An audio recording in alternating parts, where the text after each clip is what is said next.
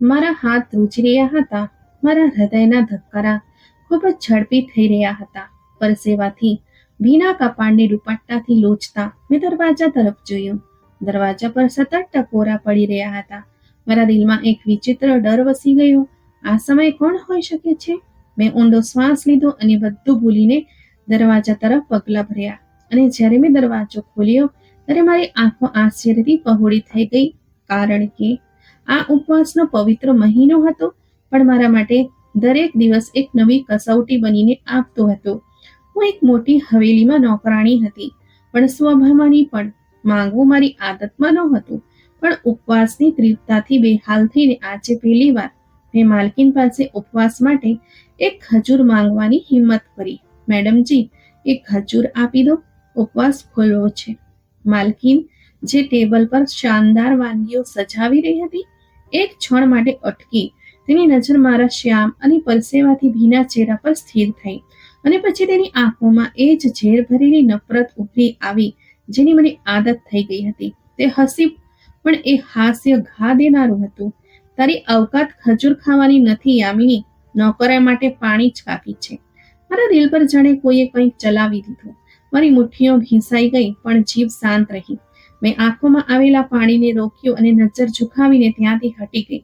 મારી આંખો ભીની થઈ ગઈ હતી. મેં મોઢું ધોઈને ઈશ્વર સામે હાથ ઊંચા કર્યા. હે ઈશ્વર, તું બધું જોઈ રહ્યો છે.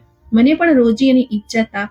મને પણ એ સ્થાન આપ કે કોઈ મને આમ તુચ્છ ન ગણે. ત્યાં જ દરવાજા પર ટકોરા પડવા લાગ્યા. હું ચોંકી ગઈ. આ સમયે કોણ હોઈ શકે છે? ટકોરા સતત પડી રહ્યા હતા. મારા હૃદયના ધબકારા ખૂબ જ ઝડપી થઈ રહ્યા હતા. મેં ધ્રુજતા હાથે દરવાજો ખોલ્યો અને જે દૃશ્ય સામે હતું તે જોઈને મારી આંખો આશ્ચર્યથી પહોળી થઈ ગઈ. દરવાજા પર એક અજાણ્યો માણસ ઊભો હતો. લાંબો કદ, સાદા પણ સ્વચ્છ કપડાં અને ચહેરા પર એક વિચિત્ર ગંભીરતા. તેની નજર મારા પર સ્થિર હતી, જાણે મને ઓળખવાનો પ્રયાસ કરી રહ્યો હોય. મારા હોઠમાંથી કોઈ શબ્દ નીકળ્યો નહીં, અને હું કંઈક કહું એ પહેલા તેણે એક ભારે પેકેટ મારી તરફ લંબાવ્યું. આ તમારા માટે છે. મારી આંગળીઓ પેકેટને સ્પર્શવા લાગી, પણ હું સવાલ કરું એ પહેલા તે વ્યક્તિ પાછો ફર્યો અને ઝડપથી અંધારામાં ખોવાઈ ગયો. જેમ આવ્યો હતો તેમાં શાંતિથી ગાયબ થઈ ગયો. મારું દિલ ખરાબ રીતે ધબકવા લાગ્યું. મેં આમ તેમ જોયું. શેરી સૂમસામ હતી. દૂર ક્યાંક એક કૂતરું ભસી રહ્યું હતું. મેં ધડકતા હૃદયે દરવાજો બંધ કર્યો અને ઝડપથી અંદર આવી ગઈ. મારા હાથ ધ્રુજી રહ્યા હતા. જ્યારે મેં ધ્રુજતી આંગળીઓથી પેકેટ ખોલ્યું, અંદર એક વળેલો પત્ર અને થોડા પૈસા હતા. મેં અવિશ્વસનીયતાથી નોટો જોઈ. આ સામાન્ય રકમ નહોતી. પત્ર ખોલતા પહેલા જ મારી આંખો ભીની થઈ ગઈ હતી. આ બધું શું હતું? કોણ હતો એ અજાણ્યો માણસ? મેં ઝડપથી પત્ર ખોલ્યો અને જેવી જ મારી નજર એના પર પડી, મારું દિલ જાણે મુઠ્ઠીમાં આવી ગયું. આ ઈશ્વર તરફથી છે, કોઈનો અહેસાન નથી. મારા શ્વાસ થંભી ગયા. આ શબ્દો જાણે મારા અંદર ક્યાંક ઉતરી ગયા હતા. મેં ધ્રુજતા અવાજે ધીમેથી પુનરાવર્તન કર્યું, હા, ઈશ્વર તરફથી છે. મારી આંખોમાંથી બેકાબુ આંસુ વહી નીકળ્યા. થોડી ક્ષણો પહેલા મેં ઈશ્વર પાસે દુઆ કરી હતી, અને હવે આમ લાગ્યું જાણે મારો ઈશ્વર મને જાતે જવાબ આપી રહ્યો હોય. પણ પછી મારા અંદર એક ડર વસી ગયો. આ રકમ મોકલનાર કોણ હતો? ક્યાંક આ કોઈ પરીક્ષાનો ભાગ તો નથી? શું મારે આ રકમ સ્વીકારવી જોઈએ? મારું મગજ સવાલોમાં અટવા લાગ્યું, પણ દિલમાં એક વિચિત્ર સંતોષ પણ અનુભવાયો. મેં પૈસા હાથમાં લીધા અને આકાશ તરફ જોયું. હે ઈશ્વર, શું આ તારી કૃપા છે? મારી આંખોમાં આંસુ હતા, પણ આ વખતે આ આંસુ નબળાઈના નહીં, ખુશીના હતા. મારો ઈમાન વધુ વધી ગયો હતો. હા, મારો ઈશ્વર સાંભળે છે. સવારના સૂરજના પહેલા કિરણ સાથે હવેલીમાં હંમેશાની જેમ ચહલ પહલ શરૂ થઈ ગઈ હતી. રસોડામાં વાસણો ખખડી રહ્યા હતા. નોકરો અને કર્મચારીઓ પોતપોતાના કામમાં વ્યસ્ત હતા. મેં હંમેશાની જેમ શાંતિથી મારું કામ સંભાળ્યું, પણ દિલના ધબકારા હજુ પણ બેકાબુ હતા. રાતની ઘટના હજુ પણ મારા મગજમાં તાજી હતી. એ અજાણ્યો માણસ, એ પેકેટ, એ પત્ર, આ ઈશ્વર તરફથી છે, કોઈનો અહેસાન નથી. મારા વિચારોની શૃંખલા એ સમયે તૂટી જ્યારે અચાનક માલકીનનો કડક અવાજ ગૂંજ્યો, યામિની, ક્યાં મરી ગઈ છે તું? મેં ઝડપથી દુપટ્ટો ઠીક કર્યો અને રસોડામાંથી બહાર નીકળી. માલકીન ગુસ્સાથી ભરાયેલી બેઠી હતી.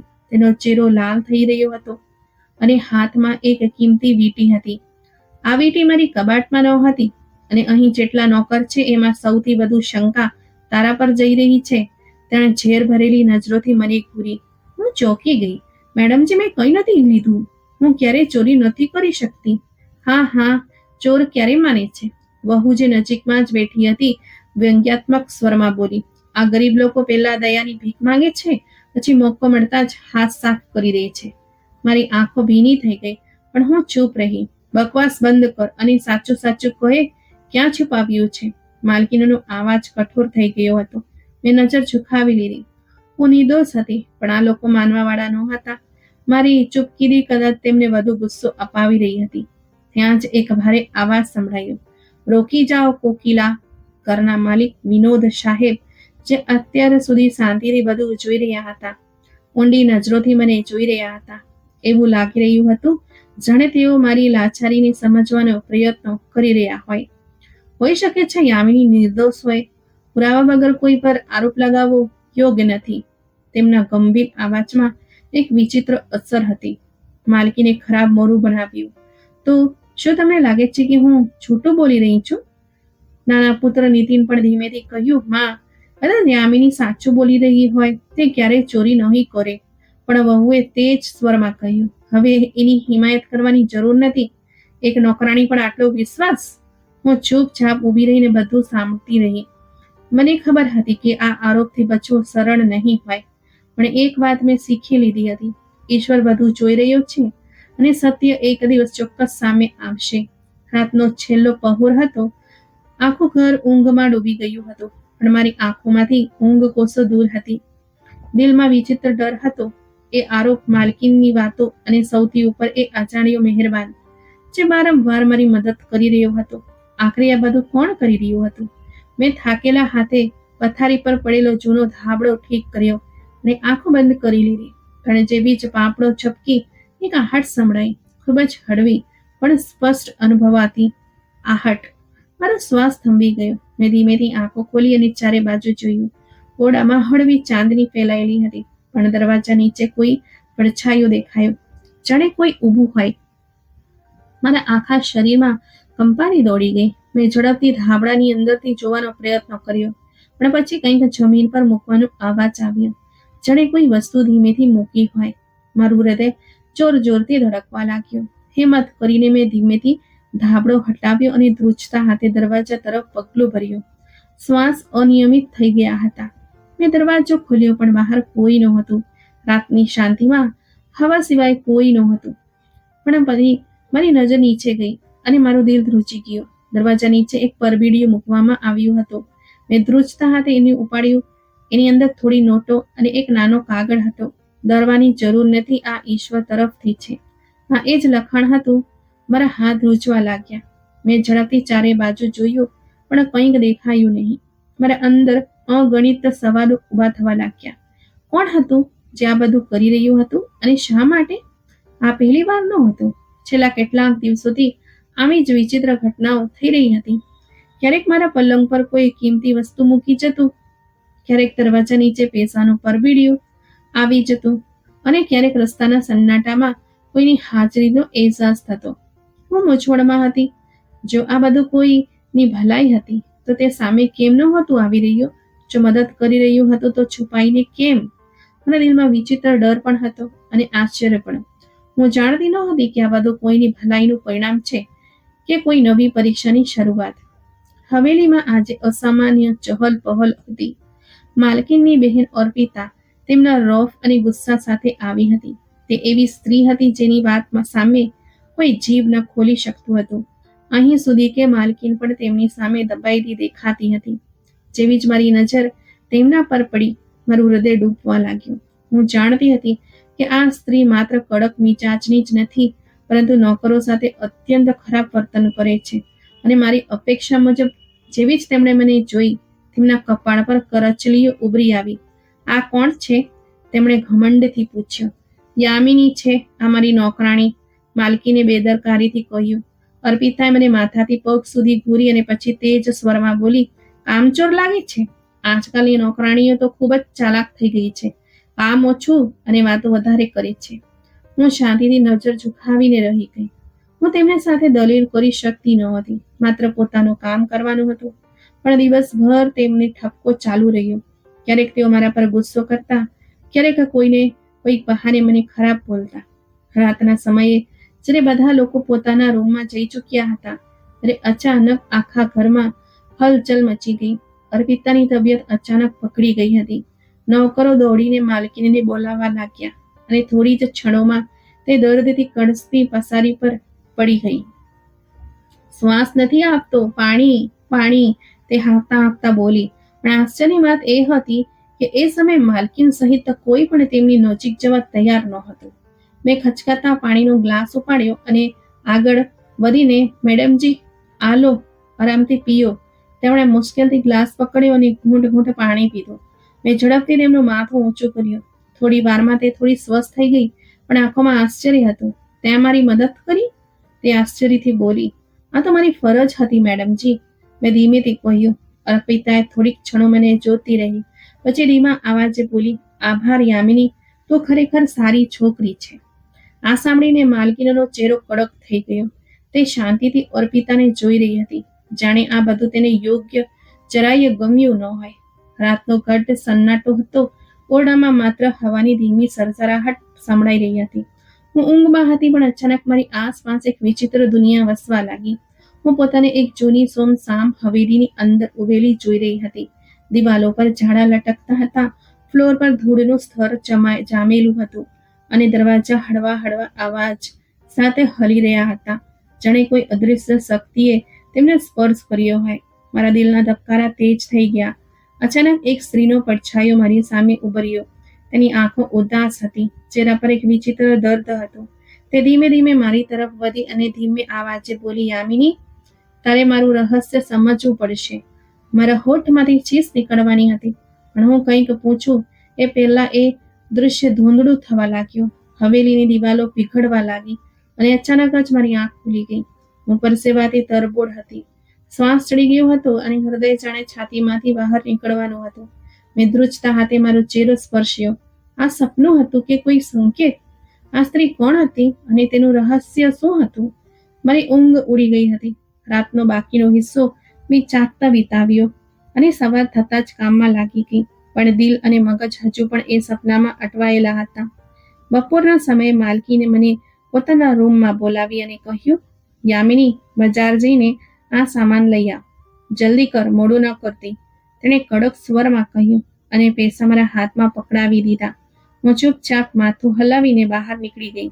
બજારનો રસ્તો હંમેશાની જેમ વ્યસ્ત હતો, પણ જેવી જ હું એક ખાસ શેરીમાંથી પસાર થઈ, મારા પગ થંભી ગયા. મારી આંખો આશ્ચર્યથી પહોળી થઈ ગઈ. મારી સામે એ જ હવેલી હતી, એ જ જૂની વેરાન ઇમારત જે મેં સપનામાં જોઈ હતી. મારું મગજ શૂન્ય થઈ ગયું. શું આ માત્ર સંયોગ હતો કે મારા સપનાનો હકીકત સાથે કોઈ સંબંધ હતો? મારા શ્વાસ અનિયમિત થવા લાગ્યા. આ હવેલીની અંદર શું હતું અને એ સ્ત્રી કોણ હતી? દિલમાં હજારો સવાલ લઈને હું બેકાબુ એ હવેલી તરફ વધવા લાગી. મારા પગ બેકાબુ એ જૂની સુમસામ હવેલી તરફ વધી રહ્યા હતા. દિલના ધબકારા એટલા તેજ હતા કે કાનમાં સંભળાઈ રહ્યા હતા. એ જ હવેલી જે મેં સપનામાં જોઈ હતી, અહીં હકીકતમાં મારી સામે હાજર હતી. હવેલીની દિવાલો જર્જરિત થઈ ગઈ હતી. દરવાજા પર કાટ લાગી ગયો હતો અને બારીઓ પર કરોળીઓના ઝાડા લટકતા હતા. એવું લાગતું હતું જાણે વર્ષોથી અહીં કોઈ આવ્યું ન હોય. મેં ઊંડો શ્વાસ લીધો અને દરવાજાની નજીક જઈને ખચકાતા ટકોરા માર્યા, પણ દરવાજો જાતે જ ખુલી ગયો. ની આંખો આશ્ચર્યથી પહોળી થઈ ગઈ. અંદર અંધારું હતું, બસ એક ધીમો પ્રકાશ કોઈ ખૂણામાંથી આવી રહ્યો હતો. મારા પગ જકડાઈ ગયા. આવી જાઓ બેટી, એક દૃષ્ટિ વૃદ્ધ સ્ત્રીના આવાજે મને ચોંકાવી દીધી. મારી નજર સામે ગઈ, જ્યાં એક કરચલીઓ વાળો ચહેરો મને જોઈ રહ્યો હતો. એક વૃદ્ધ સ્ત્રી સફેદ ચાદરમાં લપેટીને આંખોમાં એક વિચિત્ર પ્રકાશ લઈને ઊભી હતી. કોણ છો તમે? મારો અવાજ મને પોતાનો જ સંભળાયો. વૃદ્ધ સ્ત્રી હળવું હસી. તમારા નસીબમાં કંઈક ખૂબ મોટું લખાયેલું છે બેટી, પણ ધીરજ રાખવી પડશે. મારો શ્વાસ થંભી ગયો. શું મતલબ? સ્ત્રીએ ધીમેથી માથું હલાવ્યું. સમય આવે બધું સમજાઈ જશે. કેટલીક સચ્ચાઈઓ સમય પહેલા જાહેર નથી થતી. બસ એટલું જાણી લો, આ હવેલી, આ દરવાજો, અને તમારું અહીં આવવું આ બધું કિસ્મતનો ખેલ છે. મારું આખું શરીર ધ્રુજવા લાગ્યું. મેં પાછળ હટવાનો પ્રયત્ન કર્યો, પણ એવું લાગ્યું જાણે જમીન મને જકડી લીધી હોય. તમારે ઘણી પરીક્ષાઓમાંથી પસાર થવું પડશે યામિની, પણ ગભરાશો નહીં, ઈશ્વર તમારી સાથે છે. મારા હોઠ સુખાઈ ગયા હતા. હું કંઈક બોલી શકતી નહોતી. વૃદ્ધ સ્ત્રીએ દરવાજા તરફ ઈશારો કર્યો. હવે જાઓ, સમય આવ્યો, બધું જાતે જ સ્પષ્ટ થઈ જશે. મારી હિંમત જવાબ આપી ગઈ. મેં ઝડપથી પાછળ હટીને પગ બહાર કાઢ્યા અને દોડતી ત્યાંથી નીકળી ગઈ.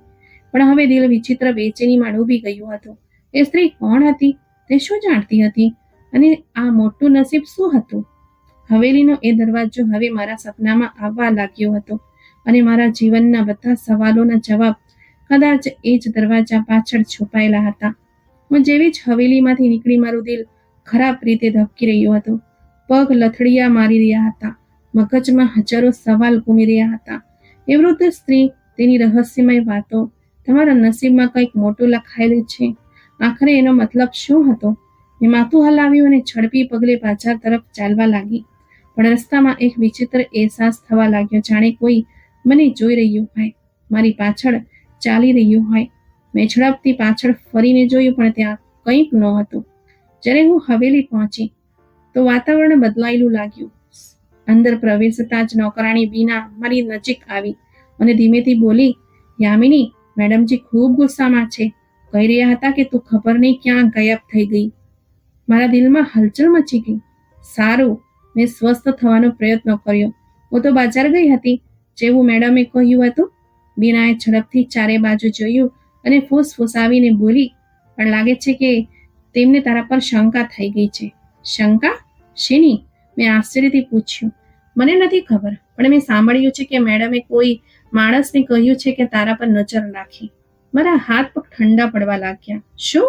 બીનાએ ગંભીરતાથી માથું હલાવ્યું. હા, તેઓ વિચારી રહ્યા છે કે કદાચ તું કોઈ ચક્કર ચલાવી રહી છે, એટલે હવે તેઓ ઈચ્છે છે કે કોઈ તારો પીછો કરે અને તારી દરેક હરકત પર નજર રાખે. મારા અંદર ડર અને બેચેનીની લહેર દોડી ગઈ. હવે બધું સ્પષ્ટ થઈ રહ્યું હતું. એ વિચિત્ર અહેસાસ, જાણે કોઈ મારો પીછો કરી રહ્યું હોય, એ બધું હકીકત હતું. એ રાત્રે હું મારા રૂમમાં બેચેનીથી સૂતી રહી. મેં હવેલીની વાતોને નજરઅંદાજ કરવાનો પ્રયત્ન કર્યો, પણ હવે મામલો ગંભીર થઈ ગયો હતો. માલકીનને શંકા થઈ ગઈ હતી, અને જો તેઓ મારા વિરુદ્ધ કંઈક કરવા પર આવી ગયા તો હું શું કરી શકતી હતી? દિવાલની પાર પગલાંનો હળવો અવાજ સંભળાયો. મેં શ્વાસ રોકીને દરવાજાની તિરાડમાંથી ડોકિયું કર્યું. એક પડછાયો ઝડપથી પસાર થઈ ગયો. મારા શરીરમાં કંપારી દોડી ગઈ. આ હકીકત હતી. કોઈ હતું જે મને જોઈ રહ્યું હતું. કોઈ હતું જે મારા દરેક પગલા પર નજર રાખી રહ્યું હતું. બજારની શેરીઓ હંમેશાની જેમ વ્યસ્ત હતી. રોજની જેમ સામાન લેવા નીકળી હતી. રાંચે દિલમાં એક વિચિત્ર બેચેની હતી. જાણે કંઈક થવાનું હોય, જાણે કોઈ નજર રાખી રહ્યું હોય. હું રસ્તા પરથી પસાર થઈ રહી હતી કે અચાનક પાછળથી કોઈએ મારું નામ લીધું. યામિની! મારી કરોડરજ્જુમાં કંપારી દોડી ગઈ. મેં તરત જ પાછળ ફરીને જોયું, જાણે મારું હૃદય ધબકવાનું ભૂલી ગયું. એ જ અજાણ્યો માણસ મારી સામે ઊભો હતો. એ જ જેણે મને પહેલી વાર પૈસા આપ્યા હતા. એ જ જે એક રાત્રે મારા દરવાજા પર પેકેટ મૂકીને ચાલી ગયો હતો. મારું હૃદય ઝડપથી ધબકવા લાગ્યું. તમે કોણ છો? તેણે એક ક્ષણ માટે મને ધ્યાનથી જોઈ, પછી ધીમેથી બોલ્યો, એના પૂછો કે હું કોણ છું યામિની. બસ એટલું જાણી લો કે તારે ખૂબ સાવધાન રહેવાની જરૂર છે. શું મતલબ? મેં મૂંઝવણથી પૂછ્યું. તમારે કોઈ પર વિશ્વાસ ન કરવો જોઈએ, ખાસ કરીને આ હવેલીમાં રહેનારાઓ પર. મારા હાથમાં પકડેલી થેલી ધ્રુજવા લાગી. તમને કેવી રીતે ખબર કે હું ક્યાં રહું છું? અજાણ્યો માણસ શાંત રહ્યો. તેની આંખોમાં એક રહસ્યમય ઊંડાઈ હતી, જાણે તે બધું જાણતો હોય પણ બધું કહેવા ન માંગતો હોય. કેટલાક લોકો તમને નુકસાન પહોંચાડવા માંગે છે અને કેટલાક તમને બચાવવા માંગે છે. નિર્ણય તમારે કરવાનો છે કે તમે કયા રસ્તે ચાલવા માંગો છો. અને અંદર ડરની એક લહેર દોડી ગઈ. કોણ મને નુકસાન પહોંચાડવા માંગે છે અને તમે મને શા માટે બચાવી રહ્યા છો? અજાણ્યા માણસે ઊંડો શ્વાસ લીધો અને ધીમેથી બોલ્યો, આ જાણવા માટે તમારે હકીકત શોધવી પડશે. પણ યાદ રાખો, દરેક સચ્ચાઈ સરળ નથી હોતી. કેટલીક સચ્ચાઈઓનો સામનો કરવો ખૂબ મુશ્કેલ હોય છે. હું વધુ કંઈક પૂછવા જ જતી હતી કે તે પાછળ હટ્યો અને ભીડમાં ખોવાઈ ગયો, જાણે ક્યારેક હાજર જ ન હતો. હું ત્યાં જ જકડાયેલી ઊભી રહી ગઈ. રાતના સન્નાટામાં એક વિચિત્ર બેચેની મારા દિલમાં વસી ગઈ હતી. દરેક વસ્તુ શાંત હતી, પણ મારા અંદર સવાલોનું તોફાન ઉઠી રહ્યું હતું. હું મારી પથારી પર સૂઈ આંખો બંધ કરવાનો પ્રયત્ન કરી રહી હતી, પણ ઊંઘ કોસો દૂર હતી.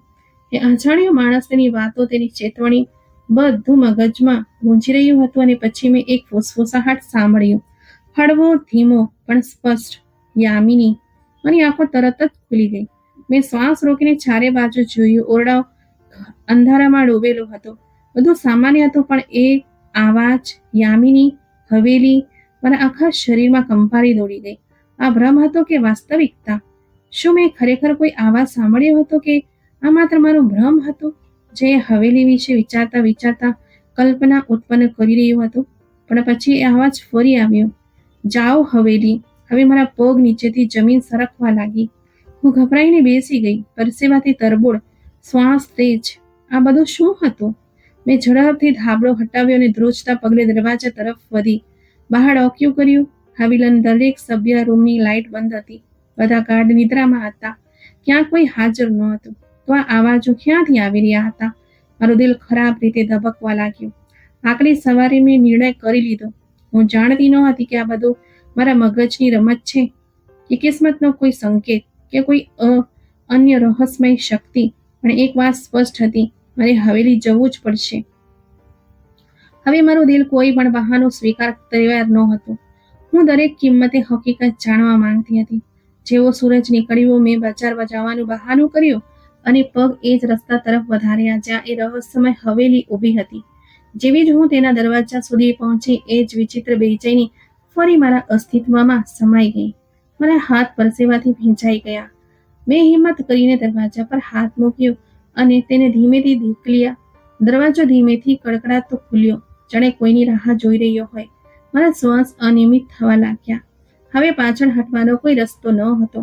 હવેલીનો દરવાજો એક હળવા કડકડાટ સાથે ખુલ્યો. અંદર એ સુમસામ, શાંત અને રહસ્યમય વાતાવરણ હતું. મારું દિલ જોર જોરથી ધબકી રહ્યું હતું, પણ મારા પગ જાણે જાતે જ અંદર વધવા લાગ્યા. મેં ચારે બાજુ જોયું, પણ હવેલી વેરાન લાગી રહી હતી. અચાનક મને એ જે ધીમો ધ્રુજતો આવાજ સંભળાયો, આવી ગઈ યામિની. મારી કરોડરજ્જુમાં કંપારી દોડી ગઈ. એ જ વૃદ્ધ સ્ત્રી સફેદ ચાદરમાં લપેટીને ઓરડાના એક ખૂણામાં ઊભી હતી. તેની નજર જાણે મારા આત્મામાં ઉતરી રહી હતી. અહીં આવ બેટી, તને કંઈક બતાવવાનું છે. મારા પગ જાણે જાતે જ તેની તરફ વધવા લાગ્યા. દિલમાં ડર અને જિજ્ઞાસાનું યુદ્ધ શરૂ થઈ ગયું હતું, પણ હું રોકાઈ નહોતી શકતી. વૃદ્ધ સ્ત્રી ધીમેથી ચાલતી ઓરડાના એક જૂના ખૂણામાં પહોંચી, જ્યાં એક ભારે લાકડાની પેટી મૂકેલી હતી. પેટી પર જૂની સાંકળો લપેટેલી હતી. સ્ત્રીએ એક ચાવી કાઢી અને પેટીનું તાળું ખોલ્યું. આ જો યામિની, આ બધું તારું છે. બસ સમય આવવા દે. જેવી જ પેટી ખોલી, મારી આંખો આશ્ચર્યથી પહોળી થઈ ગઈ. અંદર ચમકતા સોનાના ઘરેણાં, જૂના સિક્કા અને કેટલાક જર્જરિત પણ કિંમતી કાગળો પડેલા હતા. કેટલાક દસ્તાવેજો પર મોહર લાગેલી હતી, જાણે તે કોઈ ખૂબ જ મહત્વપૂર્ણ વસ્તુનો પુરાવો હોય. આ બધું શું છે? મારો આવાજ ધ્રુજી રહ્યો હતો. વૃદ્ધ સ્ત્રી હળવું હસી, પણ તેની આંખોમાં એક ઊંડું રહસ્ય છુપાયેલું હતું. સમય આપશે તો બધું જાણી જશે. બસ એટલું સમજી લે કે તારી કિસ્મત ખૂબ મોટી લખાયેલી છે યામિની. આ બધું મારું કેવી રીતે હોઈ શકે? હું તો માત્ર એક સામાન્ય નોકરાણી હતી.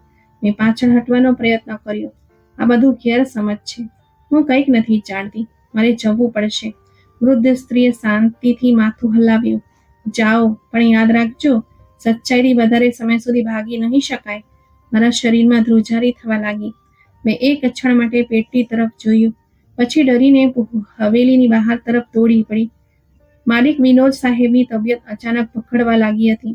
તેઓ દિવસે ને દિવસે નબળા પડતા જઈ રહ્યા હતા અને આજે તો તેમની હાલત વધુ ખરાબ થઈ ગઈ હતી. આખા ઘરમાં હલચલ મચી ગઈ. ડોક્ટરને બોલાવવામાં આવ્યા. કર્મચારીઓ આમ તેમ દોડી રહ્યા હતા અને માલકીન ખૂબ પરેશાન દેખાતી હતી. પાણી, યામિનીને બોલાવો.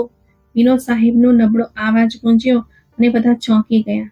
માલકીનની આંખોમાં નારાજગી ઉભરી, પણ મજબૂરીમાં તેમણે મારી તરફ જોયું. જાઓ, પાણી લઈ જઈને આપી દો. મેં ઝડપથી પાણીનો ગ્લાસ ઉપાડ્યો અને તેમના રૂમમાં દાખલ થઈ. વિનોદ સાહેબ પરસેવાથી ભીંજાયેલા હતા. ચહેરા પર નબળાઈના નિશાન સ્પષ્ટ હતા. મેં ધીમેથી ગ્લાસ તેમની તરફ લંબાવ્યો. તેમણે મારા હાથમાંથી પાણી લીધું અને જેવું પાણી પીધું તેમના ચહેરા પર થોડી રાહત આવી. પણ પછી તેમણે મારી તરફ વિચિત્ર નજરોથી જોયું. યામિની, તું અહીં ક્યાં સુધી રહીશ? હું હેરાન રહી ગઈ. જી વિનોદ સાહેબ. તેમણે ઊંડો શ્વાસ લીધો. આ ઘર, આ લોકો તારી સાથે સારું વર્તન નથી કરતા, હું જાણું છું. મારી નજર ઝૂકી ગઈ. હું કંઈ બોલી શકી નહીં. એ જ ક્ષણે દરવાજા પર ઉભેલી માલકીનનો ધીરજ ખૂટી ગયો. બસ, બહુ થયું, તે કડક સ્વરમાં બોલી. વિનોદ, તમને આ સામાન્ય નોકરાણીની આટલી ચિંતા કેમ છે? વિનોદ સાહેબે નબળાઈ હોવા છતાં નજર ઉઠાવીને તેની તરફ જોયું. કારણ કે આ સામાન્ય છોકરી નથી, કોકિલા. બકવાસ બંધ કરો. માલકીને ગુસ્સામાં આવીને પથારી પાસે પડેલી વસ્તુને જોરથી ધક્કો માર્યો. આ નોકરાણી માત્ર એક નોકરાણી છે અને હું તેને હવે આ ઘરમાં જોવા નથી માંગતી. મારા દિલને એક આંચકો લાગ્યો. યામિની, તને કાઢી મૂકવામાં આવી છે. માલકીનોનો આવાજ ઝેરથી ભરેલો હતો. મારી દુનિયા જાણે ક્ષણમાં પલટાઈ ગઈ. હું આ હવેલીમાંથી બહાર આવી ગઈ, પણ દિલમાં એક વિચિત્ર કસક હતી. એવું લાગી રહ્યું હતું જાણે કંઈક અધૂરું રહી ગયું હોય, જાણે મારા નસીબનો કોઈ અધ્યાય હજુ પૂરો થયો ન હોય. મેં પોતાની સમજાવવાનો પ્રયત્ન કર્યો કે આ બધું મારા માટે સારું હતું. આ ઘરમાં ઇજ્જત ન મળી, દરરોજ અપમાન સહન કરવું પડ્યું, અને હવે જ્યારે હું ત્યાંથી બહાર આવી ગઈ છું તો કદાચ મારા માટે કોઈ બીજો રસ્તો ખુલશે.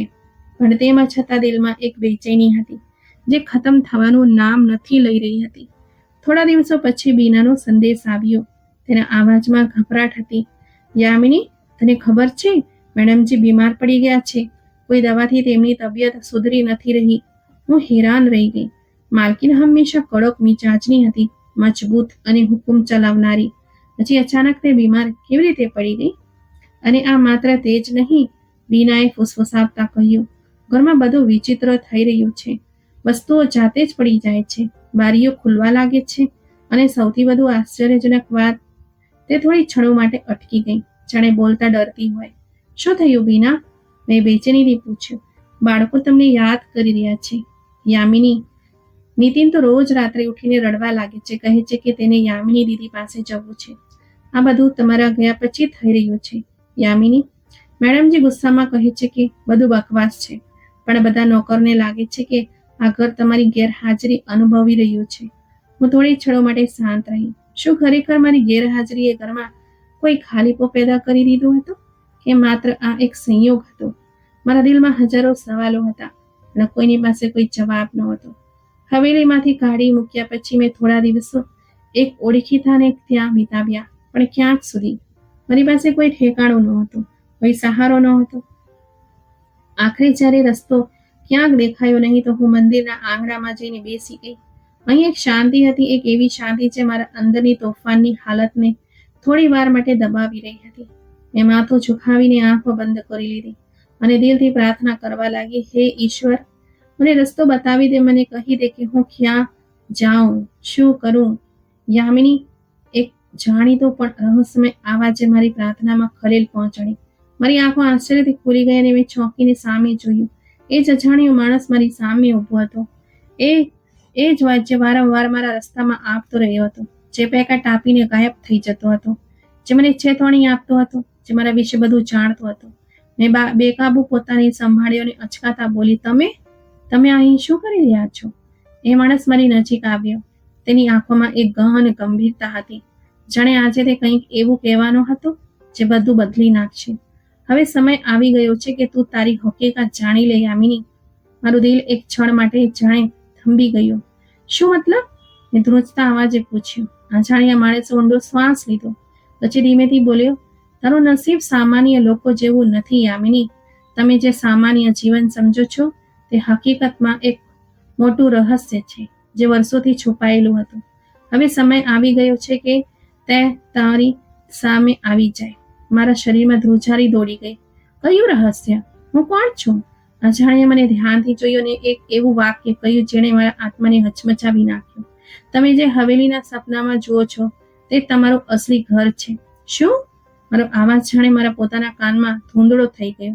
મેં અજાણ્યાને આશ્ચર્ય અને ડરની મિશ્રણ લાગણીઓથી જોયો. તમે શું કહી રહ્યા છો? હું તે હવેલીની વારસદાર? આ કેવી રીતે શક્ય છે? અજાણ્યાએ એક ઊંડો શ્વાસ લીધો. તમારું અસલી નામ યામિની નથી. તમે તે અમીર પરિવારની દીકરી છો જેની વરસાઈ પર બીજાએ કબજો કરી લીધો હતો. જે હવેલીમાં તમને વારંવાર જવાનો સંકેત મળતો રહ્યો તે તમારા દાદાની હતી. તમારો પરિવાર ક્યારેય એક ખૂબ શક્તિશાળી હતો, પરંતુ તમને તમારા અધિકારથી વંચિત રાખવામાં આવ્યા હતા.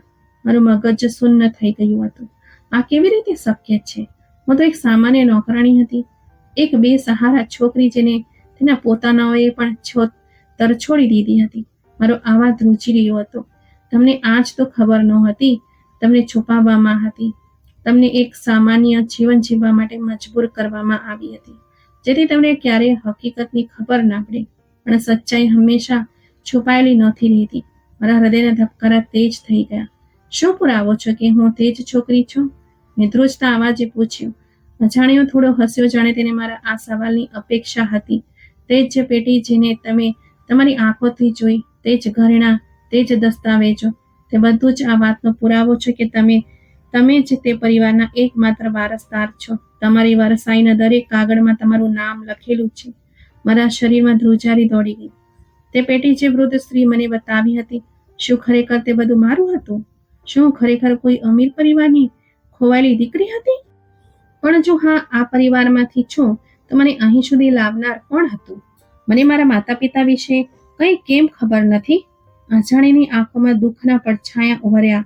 આ બધું જાણવા માટે તમારે એક બીજી સફર કરવી પડશે યામિની.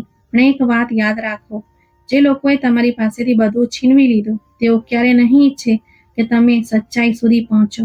મને એવું લાગ્યું જાણે મારા પગે નીચેથી જમીન સરકી ગઈ હોય. શું મારું જીવન એક જૂઠાણા પર ટકેલું હતું? શું હું તે નહોતી જે હું સમજતી હતી? અને જો હું ખરેખર તે હવેલીની વારસદાર હતી, તો મારા દુશ્મનો કોણ હતા? મારા પગ ધ્રુજી રહ્યા હતા. હું આ કેવી રીતે શક્ય છે? હું તે હવેલીની વારસદાર? યામિની, તું જેને તારું સામાન્ય જીવન સમજે છે તે હકીકતમાં એક ખૂબ મોટું રહસ્ય છે જે વર્ષોથી છુપાયેલું હતું. હવે સમય આવી ગયો છે કે તે તારી સામે આવે. જે ઘરમાં મેં વર્ષો સુધી નોકરાણી બનીને સમય વિતાવ્યો, જ્યાં મેં માલકીનના મેણા સહન કર્યા, જ્યાં મેં અપમાન સહન કર્યું, તે જ ઘર હકીકતમાં મારું હતું. મેં આંખો બંધ કરી અને એક દૃશ્ય મારી આંખો સામે ફરવા લાગ્યું. તારી હેસિયત શું છે યામિની? તું માત્ર એક નોકરાણી છે. ખજૂર? તારી હેસિયત ખજૂર ખાવાની નથી. ચોર? હું જાણતી હતી કે તું ચોરી કરે છે. મારા અંદર જાણે એક આગ ભડકવા લાગી. આ એ જ લોકો હતા જેમણે મને પગ નીચે કચડી નાખી. આ એ જ લોકો હતા જેમણે હંમેશા મને ઓછું આંક્યું. જો તેમને ખબર પડે કે હું એ જ છોકરી છું જેની સંપત્તિ મારા પર તેઓ મોજ કરી રહ્યા હતા, તો મને ખબર નહોતી કે હું આ સત્ય સાથે કેવી રીતે જીવવાનું શરૂ કરું. મારે ખુશ થવું જોઈએ કે દુઃખી થવું જોઈએ, કે મારા જીવનનો દરેક દિવસ જૂઠાણામાં પસાર થયો? હું જાણતી હતી કે હું તે બધાની સામે જઈને કહી શકું છું કે જુઓ, હું એ જ છું જેને તમે ઓછું આંક્યું, અને હું આ બધાની અસલી માલિક છું. પણ શું હું આવું કરી શકતી? મારા દિલમાં સવાલોનું તોફાન હતું, પણ એક સવાલ સૌથી વધુ મહત્વનો હતો: હું શું કરવા જઈ રહી છું? મારા અંદર ડર હતો, ગુસ્સો હતો, પણ સૌથી ઉપર એક દૃઢ સંકલ્પ હતો. આ એ સમય હતો જ્યારે હું મારી હકીકતને સ્વીકારીને મારા હક માટે ઊભી રહી શકતી હતી, અથવા હંમેશા માટે પોતાની જાતને એ જ અંધારામાં ધકેલી શકતી હતી જ્યાં હું આજ સુધી કેદ રહી હતી. હવે નિર્ણય લેવાનો હતો, અને મને ખબર હતી કે હું પાછી નહીં હટીશ. હવે જે પણ થવાનું હતું તે મારે જાતે જ કરવાનું હતું. હું નબળી ન હતી. મારે મારા અધિકાર માટે ઊભા રહેવું હતું. હું સીધી એક વકીલની ઓફિસે પહોંચી. હાથમાં તે તમામ દસ્તાવેજો હતા જે તે વૃદ્ધ સ્ત્રીએ મને આપ્યા હતા. મારે મારી વારસાઈ પાછી જોઈએ છે. મારો અવાજ મજબૂત હતો, અને આ વખતે હું નોકરાણીના સ્વરમાં નહીં પરંતુ એક માલિકના સ્વરમાં બોલી રહી હતી. વકીલે ધ્યાનથી તે કાગળો જોયા, પછી મારી તરફ જોયું. આ બધું બિલકુલ સાચું લાગે છે. જો આ દસ્તાવેજો અસલી છે, તો તેનો અર્થ એ છે કે તે હવેલી કાયદેસર રીતે તમારી મિલકત છે. મારા દિલને ખુશી થઈ, પણ વકીલે તરત જ એક ગંભીર સવાલ પૂછ્યો: શું તમે આ લડાઈ માટે તૈયાર છો? આ સરળ નહીં હોય. જે લોકો વર્ષોથી આ હવેલી પર કબજો જમાવીને બેઠા છે, તેઓ આટલી સરળતાથી હાર નહીં માને. મેં ઊંડો શ્વાસ લીધો અને કડક સ્વરમાં કહ્યું: તેઓ ભલે કંઈ પણ કરે, હું પાછી નહીં હટીશ. આ મારો અધિકાર છે, અને હું તેને કોઈના હાથમાં જવા નહીં દઉં. વકીલે માથું હલાવ્યું. ઠીક છે, તો તો પછી આપણે કાનૂની કાર્યવાહી શરૂ કરીએ. કાનૂની કાર્યવાહીની શરૂઆત થતાં જ મને લાગ્યું કે વસ્તુઓ સરળ થવાની નથી. વિનોદ અને કોકિલાએ આ કેસ જીતવા માટે પોતાની પૂરી તાકાત લગાવી દીધી હતી. તેમણે ખોટા સાક્ષીઓ ઊભો કર્યા, નકલી કાગળો રજૂ કર્યા અને મને બદનામ કરવા દરેક શક્ય પ્રયાસ કર્યા. આ જૂઠું બોલી રહી છે, કોકિલાએ કોર્ટમાં ચીસો પાડીને કહ્યું. આ એક સામાન્ય નોકરાણી છે જે પોતાને આ પરિવારના સભ્ય તરીકે સાબિત કરવા માંગે છે. મેં શાંતિથી જજ તરફ જોયું, પછી મજબૂત સ્વરમાં કહ્યું, મારી પાસે અસલી દસ્તાવેજો છે. મારી માતાની નિશાની, તે કાગળો જેના પર મારા દાદાની મહોર લાગેલી છે, તે બધું મારી પાસે છે. જો તમે ઈચ્છો તો તમે તેનું ફોરેન્સિક ટેસ્ટ કરાવી શકો છો. જજે વિનોદ અને કોકિલા તરફ કડક નજરે જોયો. અમે આ દસ્તાવેજોની તપાસ કરાવીશું. જો તે અસલી સાબિત થયા તો આ હવેલી અને સંપત્તિ કાયદેસર રીતે યામિનીની થશે. વિનોદનો ચહેરો પીળો પડી ગયો. કોર્ટની બહાર નીકળતી વખતે મેં વિનોદને કડકાઈથી કહેતા સાંભળ્યા, આ કેસ આપણને ડૂબાડી દેશે. આપણે કંઈક કરવું પડશે. કોકિલાએ ગુસ્સાથી કહ્યું, આ છોકરી આપણા હાથમાંથી નીકળી ગઈ છે. કાશ આપણે તેને બહુ પહેલા ખતમ કરી દીધી હોત. મેં મારી મુઠ્ઠીઓ ભીંસી લીધી, પણ મારા ચહેરા પર ખુશી હતી. હવે કોઈ પણ મને મારા હકથી બેદખલ ન કરી શકે તેમ હતું. ઘણા દિવસો પછી જ્યારે હું હવેલીના દરવાજે પહોંચી ત્યારે મારું દિલ જોરથી ધડકી રહ્યું હતું, પણ હું ડરેલી ન હતી. આ એ જ દરવાજો હતો જ્યાંથી મને અપમાન સાથે બહાર કાઢવામાં આવી હતી, જ્યાં મને નોકરાણી સમજવામાં આવી, જ્યાં મારી હેસિયત યાદ અપાવવામાં આવતી રહી. પણ આજે હું પાછી આવી હતી માલિક બનીને. જેવી જ મેં દરવાજો પાર કર્યો, નોકરોના આંખો આશ્ચર્યથી પહોળી થઈ ગઈ. તે બધા ગડગડવા લાગ્યા. કોઈ દોડીને અંદર સમાચાર આપવા ગયું. મેં ખુશીથી આગળ પગલાં વધાર્યા, જાણે દરેક વસ્તુ મારી મુઠ્ઠીમાં હોય. થોડી ક્ષણો પછી વિનોદ સાહેબ ઝડપથી ચાલતા આવ્યા. જેવી જ તેમની નજર મારા પર પડી, તેઓ અટકી ગયા. તો અહીં શું કરી રહી છે? તેમના અવાજમાં એક રોફ અને અભિમાન નહોતું જે હંમેશા રહેતું હતું. મેં મજબૂત સ્વરમાં કહ્યું, મારો હક લેવા આવી છું. તેમના ચહેરા પર પરસેવાના ટીપા ઉભરી આવ્યા. તેઓ જાણતા હતા કે હું કોણ છું, પણ તેમણે હંમેશા મને દબાવવાનો પ્રયાસ કર્યો હતો. તેમની આંખોમાં એક છળનો ડર ડોકાયો. પછી તેઓ પોતાને સાંભળતા બોલ્યા, શું બકવાસ છે? તું એક નોકરાણી છે, તારો અહીં કોઈ હક નથી. મેં તેમની સામે એક કાગળ મૂક્યો. આ મારી મિલકતના કાયદાકીય દસ્તાવેજો છે. કોર્ટે ચુકાદો આપ્યો છે. આ હવેલી જેના પર તમે કબજો કર્યો હતો, આ સંપત્તિ જેના તમે વર્ષો સુધી મોજ મજા માટે ઉપયોગ કર્યો, બધું મારું છે. વિનોદે ધ્રુજતા હાથે કાગળો લીધા, તેમના પર નજર નાખી અને તેમનો ચહેરો પીળો પડી ગયો. તે જ સમયે કોકિલા મેડમ પણ અંદરની બહાર આવ્યા અને મને જોઈને ચોંકી ગયા. આ અહીં શું કરી રહી છે? વિનોદે તૂટેલી નજરે કોકિલા સામે જોયું અને ગડગડતા કહ્યું, આ હવેલીની માલિક છે. કોકિલાના પગ લથડ્યા, તેનો ચહેરો પીળો પડી ગયો. મેં મારી નજર તે બંને પર સ્થિર કરીને કહ્યું, આ સત્યનો સામનો કરવાનો સમય છે. હવે એ દિવસો ગયા જ્યારે તમે મને તુચ્છ સમજતા હતા. આજે હું એ જ યામિની છું, પણ નોકરાણી નહીં, આ હવેલીની વારસદાર. હવેલીના મોટા હોલમાં બધા હાજર હતા, પણ આજ સ્થિતિ બદલાઈ ગઈ હતી. વિનોદ અને કોકિલા જે હંમેશા પોતાને આ હવેલીના માલિક સમજતા આવ્યા હતા, આજે ગુનેગારોની જેમ માથું નમાવીને ઊભા હતા. તે નોકરો જે પહેલા મારા પર હુકમ ચલાવતા હતા, આજે નજર ચોરી રહ્યા હતા. વહુ જે મને ઓછી આંકતી હતી, આજે શાંત હતી. અને હું આજે એ જગ્યાએ ઊભી હતી જ્યાં મારે વર્ષો પહેલા હોવું જોઈતું હતું. મારી કાનૂની લડાઈ લાંબી અને મુશ્કેલ રહી, અને મેં દરેક પગલે ધીરજ રાખી, અને આજે હું મારા હક પર ઊભી હતી. આ હવેલી મારી છે, આ વારસો મારો છે. મેં મજબૂત સ્વરમાં કહ્યું. મારા અવાજમાં એ નબળાઈ નહોતી જે પહેલા હતી. કોકિલાએ નજર ઊંચી કરી, તેની આંખોમાં હાર અને નમ્રતા હતી. યામિની, અમને માફ કરી દો. મેં તેની વાત સાંભળી, પણ મારા દિલમાં તોફાન મચી રહ્યું હતું. આ જ એ સ્ત્રી હતી જેણે મને નોકરાણી સમજીને અપમાનિત કરી હતી. આ જ એ સ્ત્રી હતી જેણે મારી માની નિર્દયતાથી ખતમ કરાવી હતી, મને અનાથ બનાવી દીધી, મારી ઓળખ મારી પાસેથી છીનવી લીધી, અને આજે તે માફી માંગી રહી હતી. મારા દિલમાં એક ક્ષણ માટે કઠોરતા આવી, પણ પછી મેં વિચાર્યું, શું હું પણ એ જ બનવા માંગુ છું જે આ બધા લોકો હતા? શું હું પણ બદલાની આગમાં સળગવા માંગતી હતી? મેં એક ઊંડો શ્વાસ લીધો, મારા ગુસ્સા પર કાબુ મેળવ્યો અને મારા જીવનનો સૌથી મોટો નિર્ણય કર્યો. હું તમને માફ કરી શકતી નથી, પરંતુ હું તમારા પર એ અત્યાચાર પણ નહીં કરું જે તમે મારા પર કર્યો. મારી નજર વિનોદ અને કોકિલા પર સ્થિર હતી. આ હવેલી હવે મારા સિદ્ધાંતો પર ચાલશે. મારી વાત સાંભળીને કોકિલાના ખભા ઝૂકી ગયા. વિનોદ, જે હંમેશા એક ઘમંડી માણસ હતો, આજે શાંત હતો. મેં પાછળ ફરીને હવેલીની દિવાલો તરફ જોયું. આ માત્ર ઈંટો અને પથ્થરોથી બનેલી એક ઇમારત નહોતી. આ મારો હક હતો, મારી ઓળખ. મારો બદલો એ જ છે કે હું તમારા જેવા લોકોથી વધુ સારી સાબિત થાઉં. ઇજ્જત સંપત્તિથી નહીં, ચારિત્ર્યથી બને છે. અને આ જ ફરક હંમેશા રહેશે. મારી આસપાસની દુનિયા જાણે ધૂંધળી થઈ ગઈ હતી.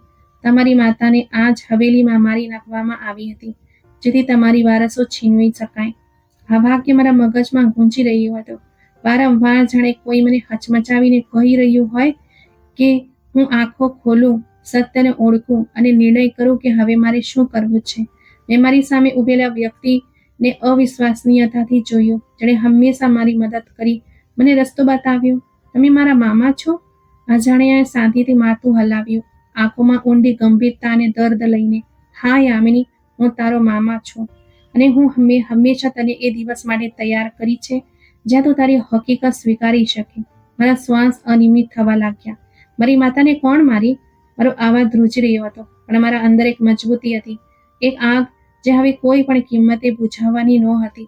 મામાએ એક ક્ષણ માટે નજર ઝુકાવી, જાણે કે આનો ભાર તેમના માટે પણ ઉઠાવવો સરળ નહોતો.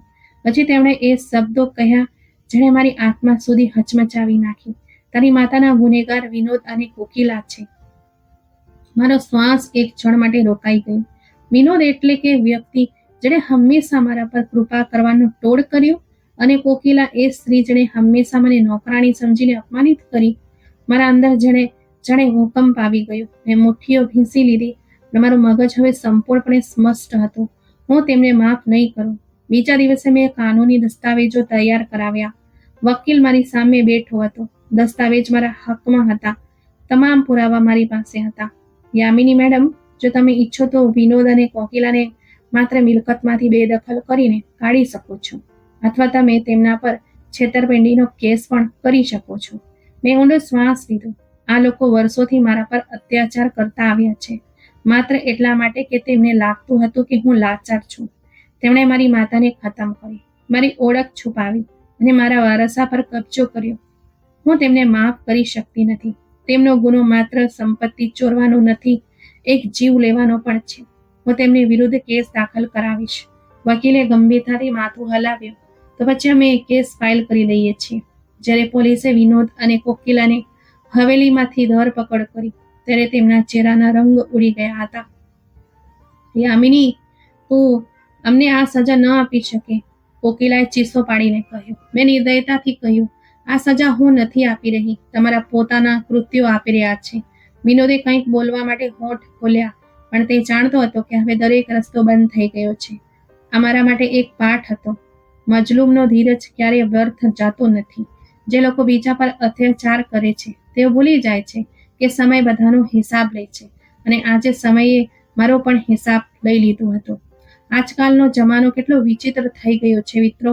આપણા સગા સંબંધીઓ પણ પૈસા માટે આપણને છેતરે છે, પણ યાદ રાખો કે ભગવાન બધું જોઈ રહ્યો છે અને તે શ્રેષ્ઠ ન્યાય કરનાર છે. તો મિત્રો, આજની વાર્તા તમને કેવી લાગી? લાઈક કોમેન્ટ કરીને જરૂરથી જણાવજો, અને આ વિડીયોને વધુમાં વધુ શેર પણ કરજો. અને જો તમે અમારા ચેનલ પર નવા છો તો સબસ્ક્રાઇબ કરવા ભૂલતા નથી. આપણે ફરી મળીશું